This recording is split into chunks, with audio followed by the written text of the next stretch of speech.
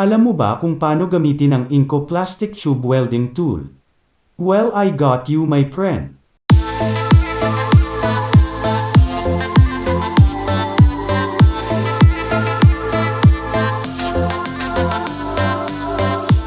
Welcome back sa Power Tool Universe. Let's start from Ingco specifications. Ang amazing Ingco plastic tube welding tool ay may standard voltage na 220 volts.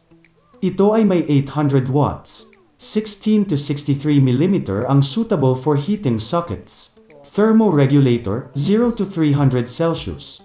Including accessories, 4 pieces heating sockets, 16 mm, 20 mm, 25 mm, 32 mm. With manual and warranty card included. Para saan ba ang plastic pipe welding? Ang pipe fusion welding ay proseso ng pagdugtong ng dalawang plastic pipe sa pamamagitan ng fusion welding machine.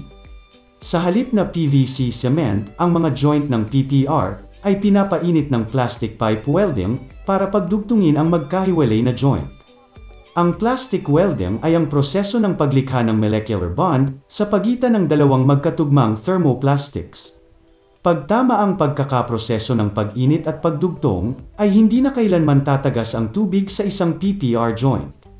Ang plastic welding ay maaaring maging napakalakas at matibay kung gagawin ng tama, ngunit maraming mga kadahilanan ang makakaapekto sa tibay nito. Ang mahina o maling pamamaraan ng welding ay dahilan para masira ang isang trabaho. Kaunting kaalaman, noong 1930s, ang unang record ng plastic welding ay noong pre-World War II, sa Germany dahil nagkaroon sila ng shortage sa supply ng mga bakal. Ito ang nagtulak sa mga chemist ni Hitler para maghanap ng kapalit na materyales. Dito na ipinakilala ang polyvinyl chloride o ang PVC. Ang mga mananaliksik ay na-discover na ang PVC ay madaling mahubog at mahulma gamit ang init, halos kagaya ng isang metal. Simula noon ay na-discover na rin ang mga variety ng mga plastic fusion machine, paraan upang magtrabaho ng mga plastic. Bakit mahalaga ang plastic fusion machine? Mahalaga ito dahil ito ang nagdudugtong sa mga PPR o polypropylene, random copolymer plastic. Ang PPR ay kayang tumagal ng halos 70 years dahil ito ay matibay sa parehong hot and cold environment. Ang PPR ay napakakunat, kaya kahit sa panahon ng tag-init at taglamig hindi ito basta-basta nabibitap. Hindi tulad ng iba pang karaniwang mga uri ng plastic pipe. Bukod dito, hindi tulad ng tradisyonal na GI pipe gaya ng metal, ito ay ligtas sa mga highly corrosive chemicals. So napakahalaga na magkaroon ka ng quality plastic fusion machine dahil ito ang magsisilbing pandikit o magdudugtong sa mga PPR. Paano gamitin ng maayos ang Ingco Industrial Plastic Tube Welding Tool?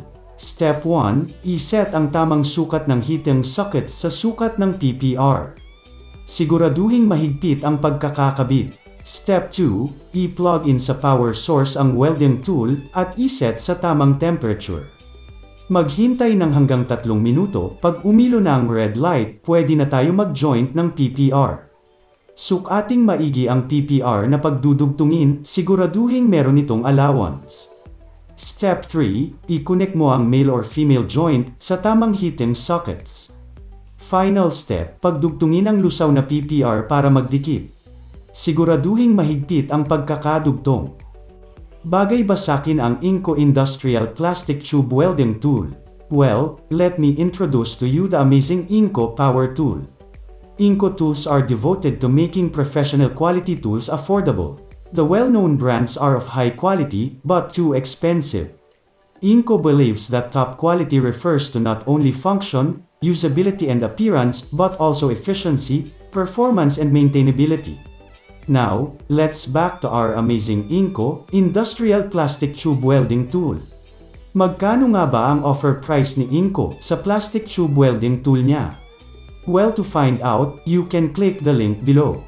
Don't forget to like, subscribe, also click the notification bell para ma-notify ka sa mga bagong amazing video na siguradong kapupulutan ng aral.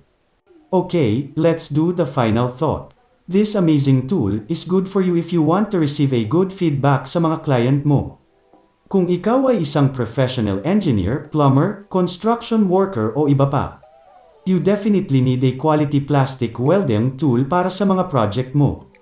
Tayong mga Pilipino ay likas na malikhain at madiskarte sa trabaho. Alam mo friend, naniniwala ako sa talento mo. Alam kong matatapos mo ang iyong project gamit ang tool na ito, tiwala lang. Sana nasagot ko ang mga katanungan sa isip mo. Thanks for watching, stay positive, stay safe.